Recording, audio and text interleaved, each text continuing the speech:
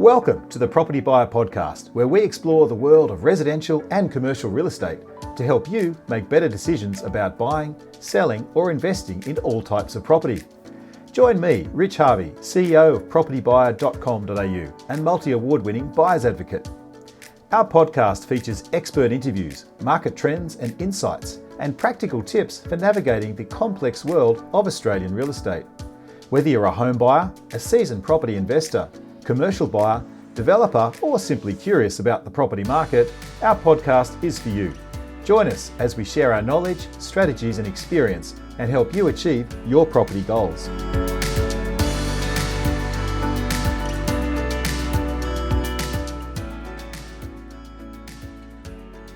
Welcome, Gilbert. It's great to have you on the podcast today.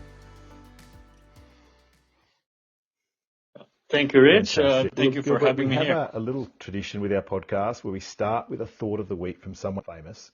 And this time it's from Albert Einstein. And he said once, a person who never made a mistake never tried anything new. What do you take from the quote? That is so true because, I can totally relate to that as well because how can you ever learn new things, and especially how can you be an expert into one thing if you're not even trying, or if you didn't even try at all. Second, if you haven't made any mistake, right? So yeah, similar to, experience is the best teacher, I think. Experience is a very good teacher. Yeah, absolutely. Well, thank you for that. Look, let's get started. I've got some pretty curly questions for you. I hope you've got your seatbelt on and strapped in. But I'd just like to kick off with, I guess, asking you what inspired you or created a fascination, firstly, with property data for yourself? No, it's because of at least I have to have a better understanding on what's really going on in the market, in the environment. Because as you said a while ago, there's always hype about media telling that the market's gonna crash or the market is gonna boom, right? So we all know Click, they do media that headlines, just isn't it? to get attention, right? But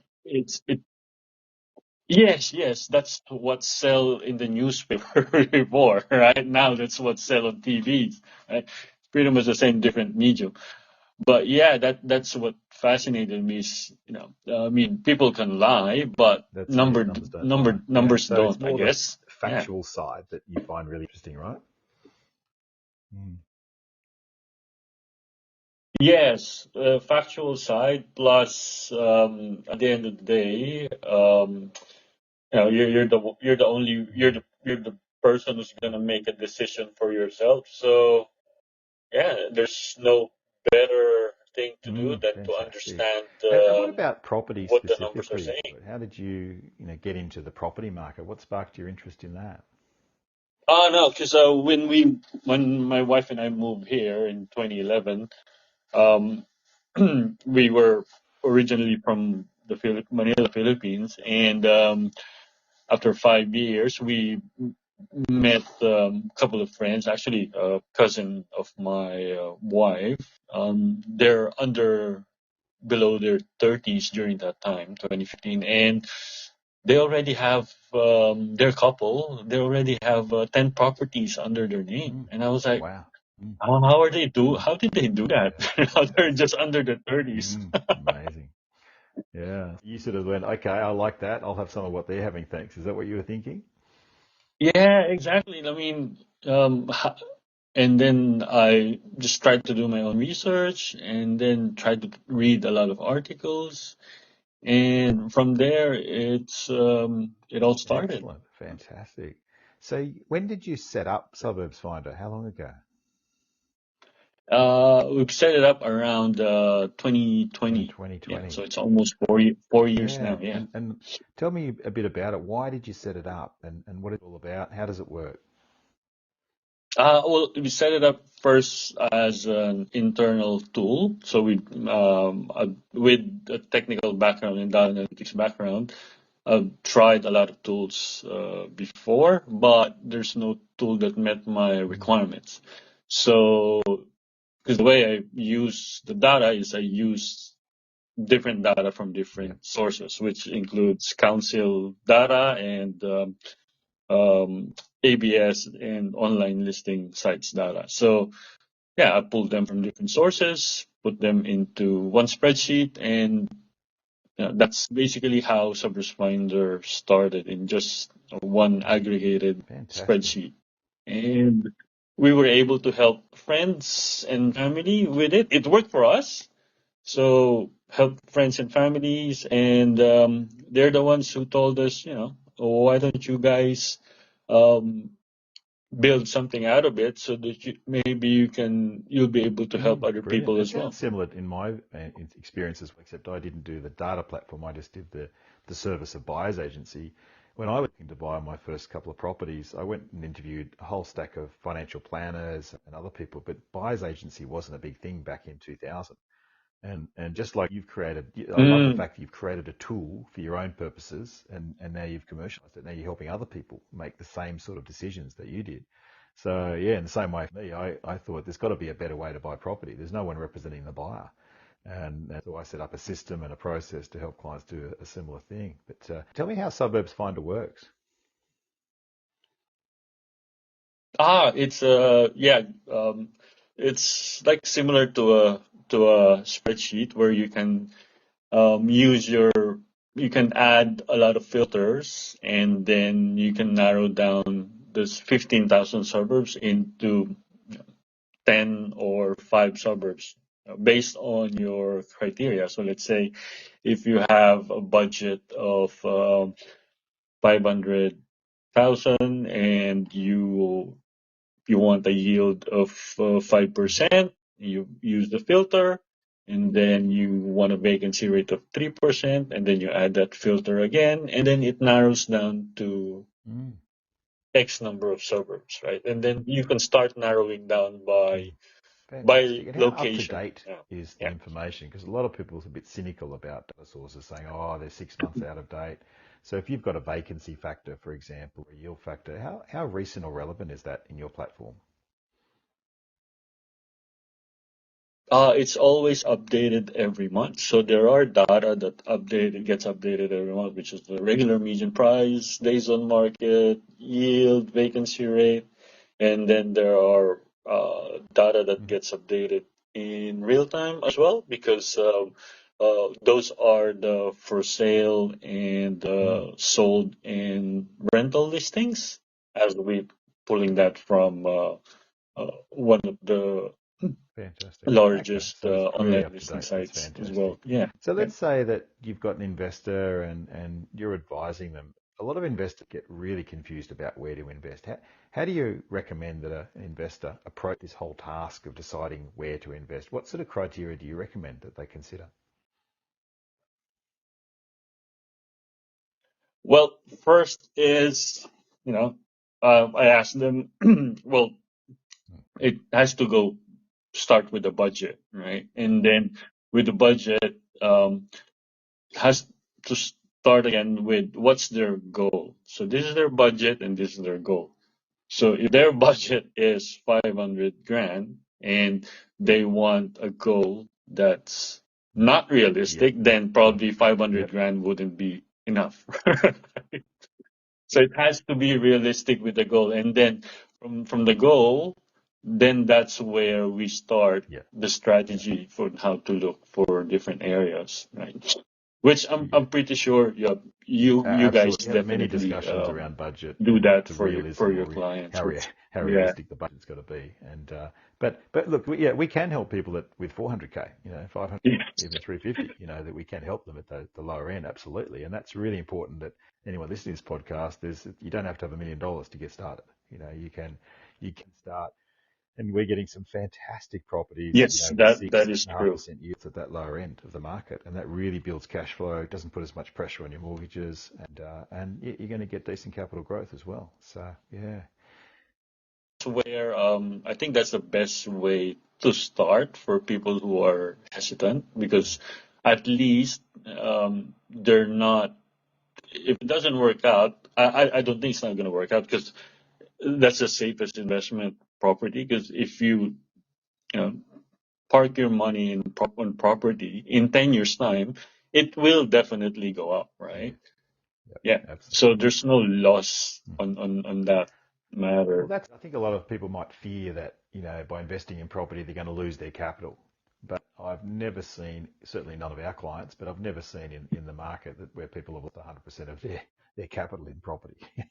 you know, Yeah, and the house prices 10 years ago, it's not going to go back to where it was 10 years exactly. ago. Most areas, honestly, we know, Gilbert, in most areas it's doubled. If you spent Yes, 400 grand 10 years ago, that's probably worth 800 today. So yeah. yes, that is so true. How do we deal with this kind of really cynical people out there that say, oh, these data analysts, they can't see the wood for the trees, and there's too much data, and people get stuck with that disease paralysis by analysis. What do you say to those kind of people out there? Well, all I can say is we're using data every day in our daily lives, right? So why not use the information to purchase a property, right? And um, there's there are only two biggest decisions that you're gonna make in your life: getting married and having a mortgage. So why not use that information, right? Yeah, fantastic. So you're going to be doing a dating site next? How to pick a wife? Is that compatibility scores? Well, Is that eh, right? well, if you come to think of it, right? Now I think the younger generations now are using data Yeah, through that's it. Tinder. Well, it's amazing what you can use data for. I Right. mean, we'll talk about AI a bit later, Yeah, but yeah, for it's dating. no, I Yeah. think look, I mean, I had that disease myself at Gilbert. Very early in my investing career, because I was an economist, I overanalyzed things, and it really stopped me making good decisions. I was just too fearful of debt, and I wish I'd invested in my early 20s, not my 20s. But it's never too late to start. Even if you're in your 50s, never too late to start investing, right? Mm, Ah, yeah, yeah, mm. definitely. It's never too late. I think there's a fear because people are not educated about it. So especially because they don't teach in school about financial literacy, Yeah, right?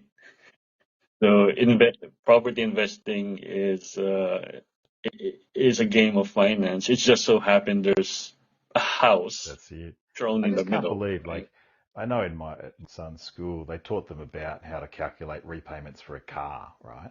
But, they should be teaching the Hmm. basic principles of mortgage repayments, basic principles of property investing from an earlier age. It would educate people so much better to make better decisions. Honestly, it's a big gap. Yeah, true. Yeah, yeah. Even if it's not property investing itself, just the That's it. That's concept of right. investing, So right? you're looking at data every day, right? What do you think are the primary drivers in the property market of capital growth? Well, one of that would be the combination of different supply and demand metrics. So what I can see, what happened recently is the population growth because of Yeah. driven by migration, right? And so um, that caused a demand, right? Whereas the continue of decreasing development approvals, uh, that denotes or that signifies Yeah. supply in the coming future, right? So as the population goes up and as the development approval goes down, then what's going to happen more in the Yeah. next Got 12 it. to Got it. 24 Okay. months time, right? So any other factors you think would drive capital growth? Um, Definitely the The job opportunities generated through different infrastructure projects and Mm. uh, by the Yeah. by the government. So, perfect example. There's a lot of things happening in different regions because there's a hospital being built. So, definitely during the construction phase, it will generate Mm. X number of jobs during construction. But after construction, why, when it's been built, then it will generate a continuous impact on the local economy within that area because Yeah. it will generate Fantastic. jobs I think you've touched during on pretty much the operational. key ones. For me, it's Yeah. population growth and migration, so natural population increase plus influx from overseas. Secondly, you've mentioned infrastructure, and third, it's about the diversity of employment opportunities and people's wages. The level of income and also money supply is a Yeah. huge factor, and money supply incorporates interest rates. So we saw during COVID, we had a mortgage rate of like 2%, cash rate was like 0.1, so it's basically like free money, and we just saw the underlying demand for property go mad, literally, in an 18-month period. Yeah, absolutely underpinned by high Because savings people as has a well. lot So, of savings yeah, I mean, suddenly. it's all around supply and demand. It's basic economics, but there's a lot more intricacies to that. But we won't get into too much more of that. But I think on the flip side, what do you think are the least important factors for capital growth? In other words, what factors do some investors get really hung up on that don't need to get hung up on when they're looking for a property? I think they're analyzing too much information, right? I guess we just have to be basic in analyzing what factors should we consider. But at the end of the day, as long as the number um, aligns or as long as the number stacks Mm. up and uh, it's gonna help them get their goal in the Mm. future, then yeah, they should pull the Mm. plug in buying. Okay. I'd like to ask you about the concept of median prices in various Mm. suburbs. Do you think that Yeah. median prices, or the word median price, is an accurate measure of the real price of property in a suburb? Why or why not? No, it is dependent on what suburbs are we talking about. But by itself alone, it's not a good indication of what's the So why is real it quoted all the time? People talk about the median price of Manly or the median price of Bondi or whatever. So, Yeah, because it's just median means in the middle, right? So let's say, for example, there's a 3 million house that was sold, right? And then that's the highest, and then the lowest was say mm, 1.2. So the median would be in the middle. yep, So the thing is, their median can be misleading because you're not really comparing apples okay. to So how do apples, we compare right? apples? Tell me more And about, can we unpack this, Gilbert? How do we compare apples to apples for pricing in a suburb? What do we got to do?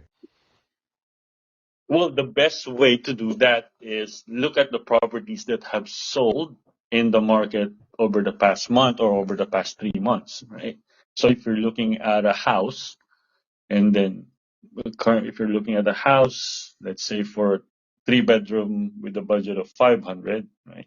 So you can go to whatever online listing sites, check what are the properties that have sold 3 months ago, filter by the same dwelling. If it's a house, and then filter by the X number of bedroom, by the size of the land. Then you have a better picture now. What you're Got it. not comparing apples to apples. Plus, you also have to look at if the property that you're looking at is newly Mm. renovated inside, then you Yep. have to Yep. factor that in Excellent. Now you've as nailed it. I well. mean, in terms Right? of looking at a suburb, some suburbs have a vast array of apartments, some don't. But if you're looking at a 3 bedroom house, you Yes. can't compare it to a 5 bedroom house. So you've got to look at 3 bedroom, 4 bedroom, 5 bedroom, even 6 bedroom houses, and you put them in one category. Same with a 1 bedroom, 2 bedroom, or 3 bedroom apartment. They're all distinct markets within a suburb. So there can be vast variations, and that's why when you say the median price of Leichhardt is X, like it's going to have terraces, apartments, freestanding homes, a vast array. And you've got that bell curve, right, of pricing right across the suburb. So is there a better way to measure property And prices, do you think? yep, and I think that's one of those things that um, most of the automated Yes, valuations good point. can't get it right. That's why there are people like, especially you guys. That's where Yeah. you guys are an expert in No, in 100%. doing We these have a lot things of problem where for your people, clients. even clients will ring up and say, oh, but the automated value that Domain gives me is 2.1. And we say, yeah, but that's 3 years out of 8. The actual price of this property is 2.5. Let's look at 3 to 5 comparable sales, like last 3 months that have all transacted around that number. And that will give a much better issue. I mean, do you remember a few years ago, I think it was Combank or ANZ Bank put out an app and you could hold your phone up outside the letterbox of a home and it's supposed to instantly give you the number of what the house is worth. I mean, that's just fraught with danger. It's just not going to be accurate at all. We really appreciate you tuning in to the Property Buyer Podcast, and I hope that you're finding our expert interviews helpful. So that we can keep providing this information and growing our audience, we rely on word of mouth recommendations. If you found this information useful, could I please ask you to share this podcast with your friends, family and colleagues and ask them to subscribe to the Property Buyer Podcast. It would be a big help and we'd be very grateful for your support. Thanks once again for sharing the links. And now let's get back to the podcast.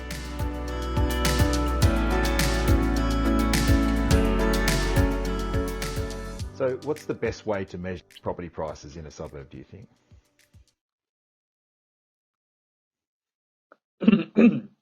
I guess the best way, because the median's going to be there, right? I think that's the only way that all the sales are being transacted right now. And best would be, aside from looking at the median, look at the number of sales that have happened in that area. Because if the number of sales or the rolling number of sales over a 12-month period is really low, let's say just under 20, then the numbers definitely is not going to be reliable because there are less transactions happen. So the sample size for getting that median is Yep. definitely not Yeah. going to be as Very good accurate point. And as to that point possible. too, actually, Gilbert, that's an indicator. The volume of sales, the more sales, the more accurate the number. It's not that we don't use median prices at all. We still need to use it in our discussions, and it's still a reasonable indicator. But you've got to, anyone listening to this podcast, you've got to put pricing into context. And nothing beats getting out on the weekend, looking at properties, seeing what the asking price is, seeing what the eventual selling price is, tracking auction results, where you start to Yes. get a feel for how these numbers work.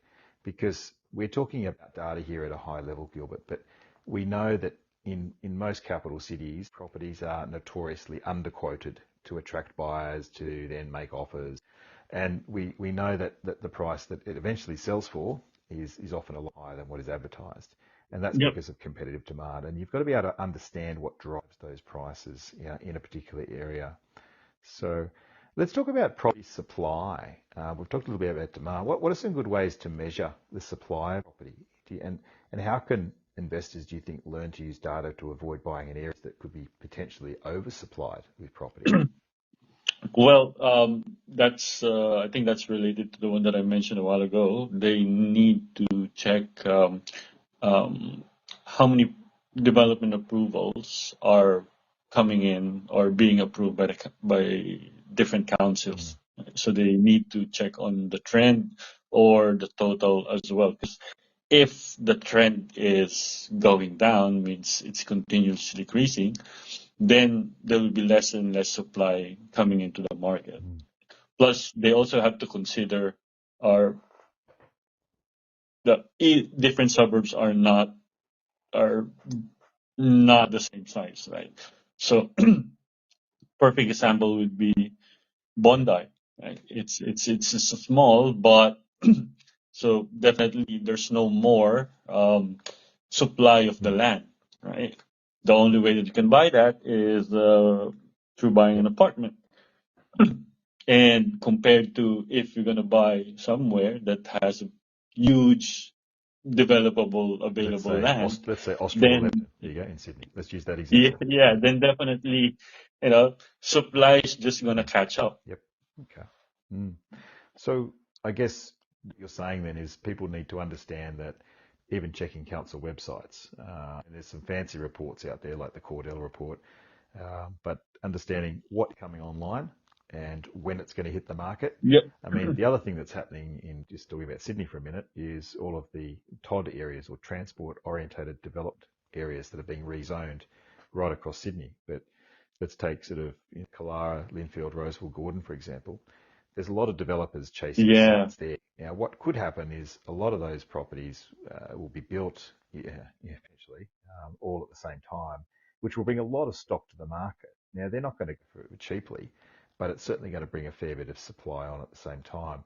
I wouldn't be too worried about those kind of properties, but if you're buying apartments in somewhere like Ross Hill, Leppington, Austral, or Campbelltown, where there's still a large volume of land or greenfield areas to build properties, I'd be worried about buying apartments in those areas, wouldn't you?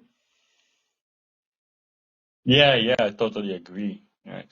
That's why, at the end of the day, investing or buying a property on a land in a good location, is the best way Exactly. to go for. Because building depreciates, right? And then I That's it. think land don't. Well, It's just keep that's what I say to a lot of our going up. clients. I mean, if you can't afford to buy a freestanding home on a block, then apartments can be a good investment as well. We've done a lot of webinars and seminars about that as well. But you've got to buy in areas where there's limited ability for major input of new supply. So, talking about those Yes, areas. exactly. So, you're talking about the inner ring suburbs of Brisbane, inner ring Sydney, inner Melbourne, for example. They're great areas to buy apartments for if you can't afford to buy the freestanding home. So, Yep. Or even just the example that I said a while ago, even in Bondi, right? You can just buy an apartment there, but that's so small is there's not going to be yeah, more I know. I mean, apartments going to be built. exactly. And that's So the all price downhill is from there. just going to go So, up. you mentioned property trends a moment ago. I want to Yep. ask you, are there any other types of property trends you think investors could take advantage of to boost their return when they're looking at investing in property? What trends should they look for? Well, the trend that they should look for is, in terms of the yield, then definitely they should look at the number of rental listings, and if you overlay that with vacancy rate, if it's trending down, then definitely expect that rents or median rent, highly likely it will Yeah. go up Okay. in the Excellent. future. Yeah.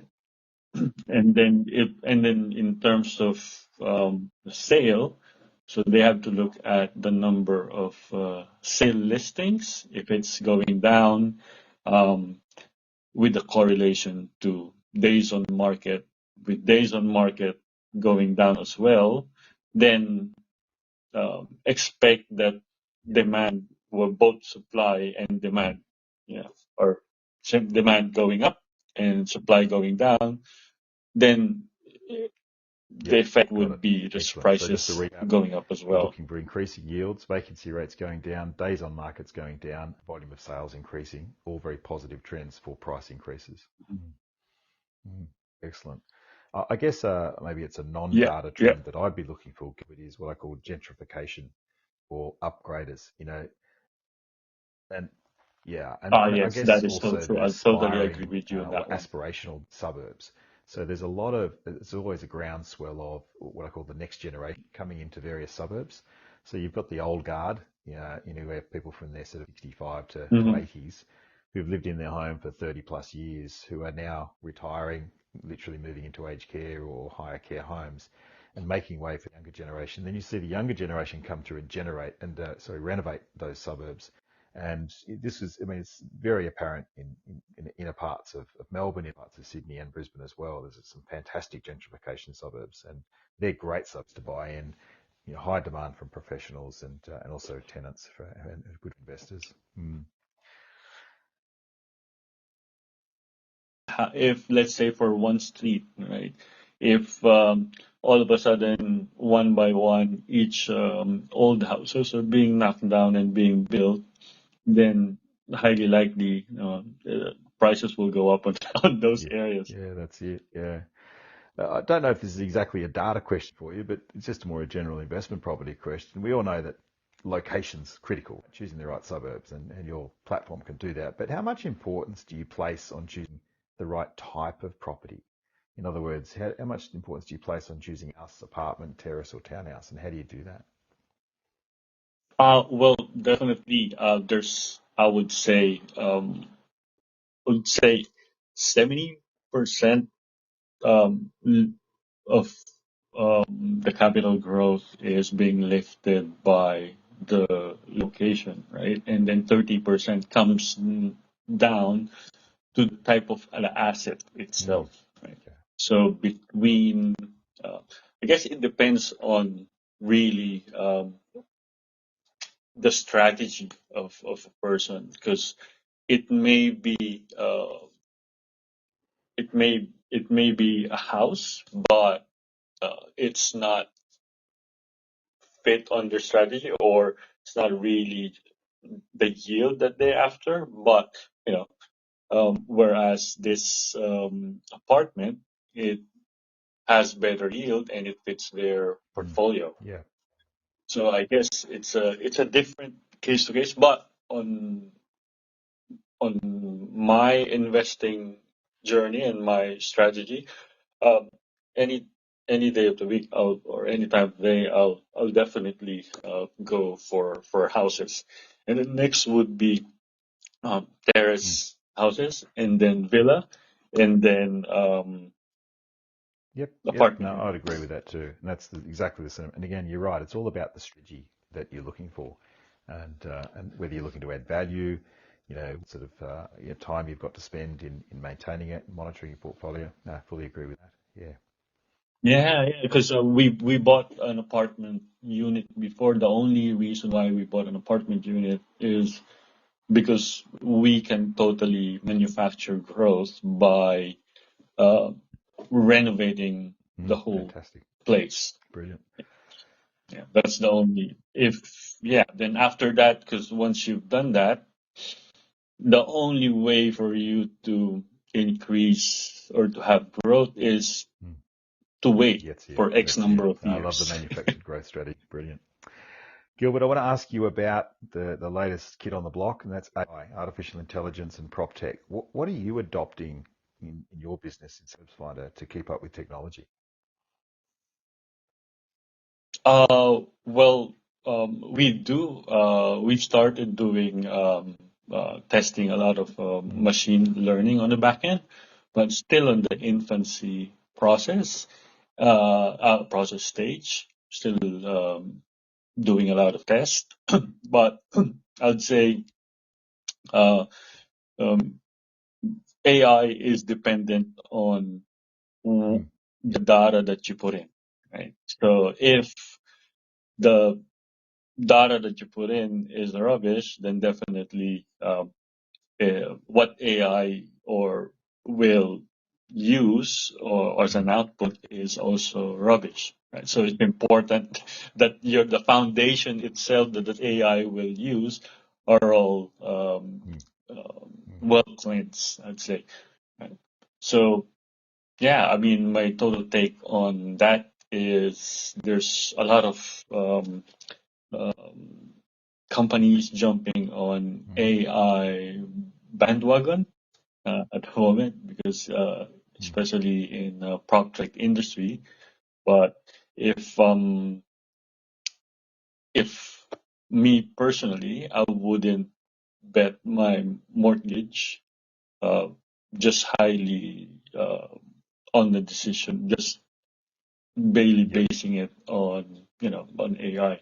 I would prefer someone I would rather hire someone who's expert in this industry like you guys, because aside from you guys know how to read the data, you guys have the relationship with local agents. Yeah, Plus, that's it. I mean, it's you the have to, instinct. AI is not going to replace the whole transaction.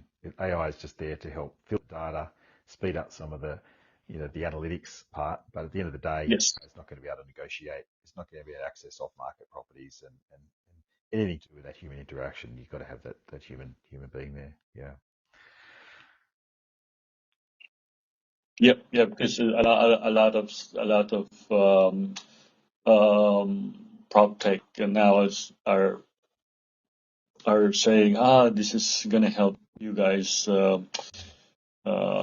buy the right property, buy in the right location.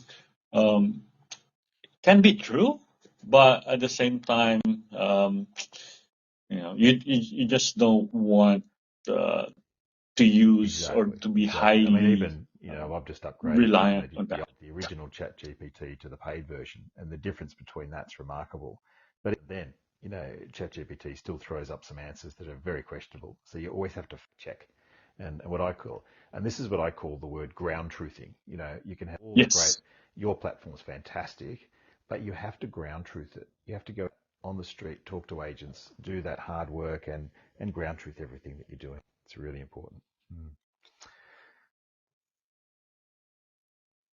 Yep. That's why what I always say to people, people, I mean, who's using our platform, Suburbs Finder is, That's it. but the best way to do that and combine that is, talk to talk to people within the area. That's it. Yeah. Yeah. Gilbert, I want to ask you a question about historical performance. And it's often said that historical performance is not a reliable indicator of future performance. But in hmm property, I've often found historical performance is a good guide. What's your view on the leading indicators for future predictions of pricing and where it's going to go? Yes, that a lot of people are saying that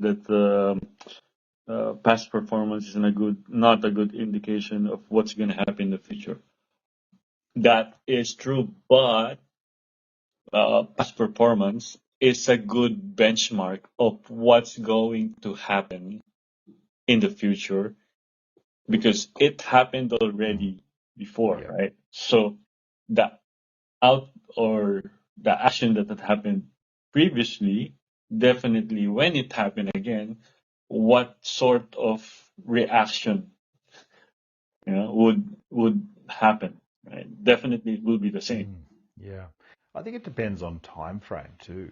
It's a lot of people think, oh, well, if Brisbane's gone up 10%, it can't do it again next year. Or if Sydney's done 15, definitely can't. Like, Yeah, definitely. It's just a matter of time, I think. Yeah. yeah. So I think it's really important people having these discussions that you don't make blanket statements and sweeping assumptions because everything comes back to assumptions and the boundaries you put on those discussions. And I think every capital city has got different drivers. And and just on that, we've got different cities right now, right? So how does your data help interpret Yep. where each city is at in the property cycle?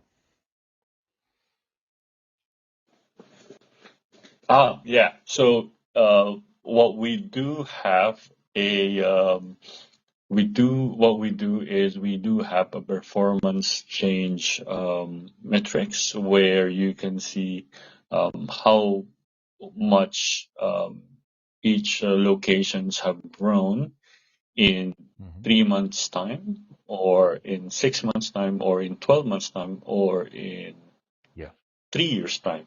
So you can plot, you can see how on the line or drawing on a curve, where is it now? Is it totally up or is it going down already? Okay. Fantastic.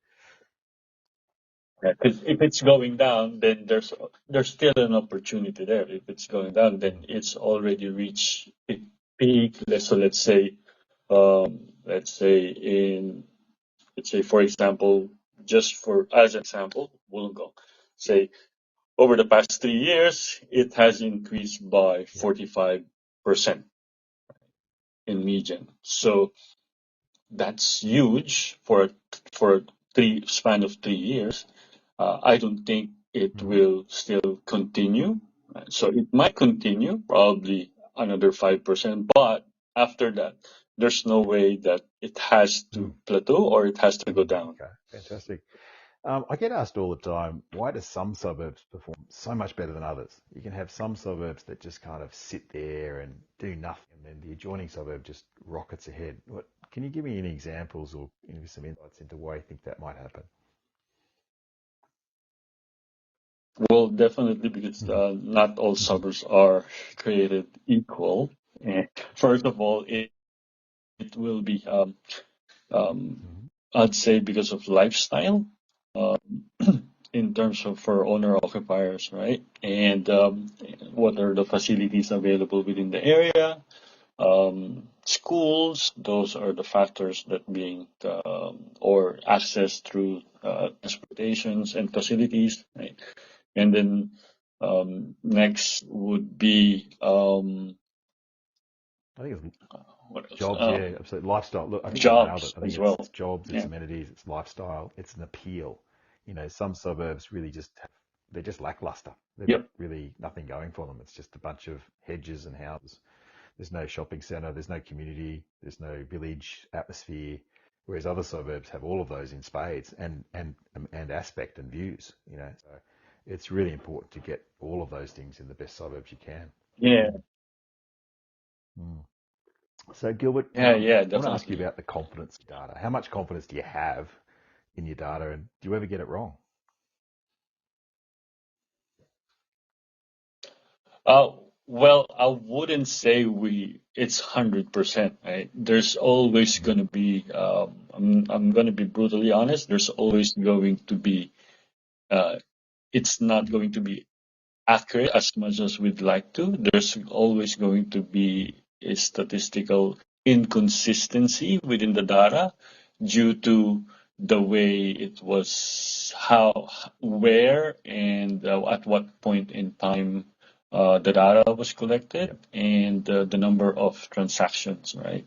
So I would say there's a variance between 5% on that. Maximum would be 8. So yeah, that's why I always say best way to validate it is pick up the phone and have a chat with Love it. Yeah. You're just reminding me when local you start people who putting lives in the confidence area. intervals back to my econometrics days at university, where we had to calculate statistics with a 95% confidence interval. But I'd rather be 95% right than 95% wrong, mate. So I'd rather use the data. So that's my attitude. Couple more questions for you before we finish you off and let you go. Tell us, what's your outlook for the property market? You've got your crystal ball there. Tell me, we're recording this now in August of Wish I had the 2024, crystal ball. and No. inflation printed yesterday at 3.9%, so which is slightly below the 4% rate, and so it seems like the Reserve Bank's stay on hold with rates, which is great. But what do you think's over the next 12 months? What's going to happen in the property market in various areas, just roughly?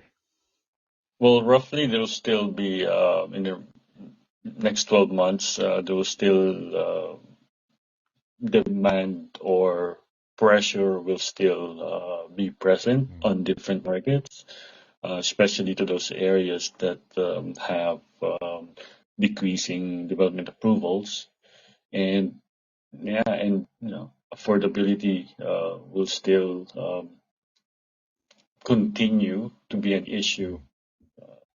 Yeah.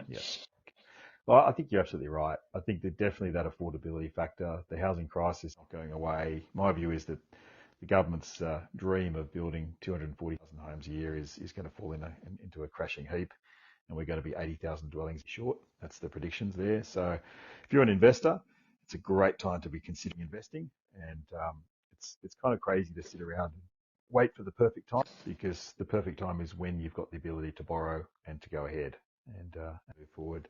So Gilbert, another question for you, just on a personal front, what's been your own best type of property investment? Where have you done really well yourself?